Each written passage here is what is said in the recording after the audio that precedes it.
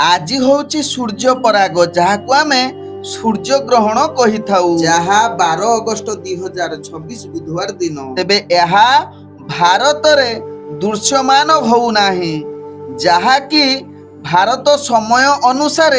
जहा कि रात्रि समय रे दृश्यमान होउची तेणु भारत उपरे एहार प्रभाव पडु नाही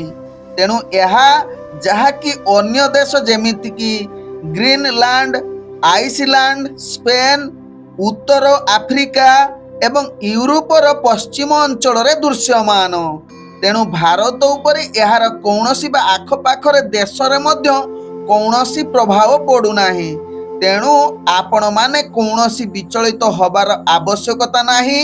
मते बारंबार पचारुथिबारु मु आपण मानकु जणै दउछि जे एहा कौनसी प्रभाव पडु नाही बा कौनसी जेमिति कि गर्भवती महिला बा ठाकुर घरे पूजा करिबा आपण नित्य जेमिति जहा करूछंती सेमिति करिवे किछि कौनसी असुविधा नाही।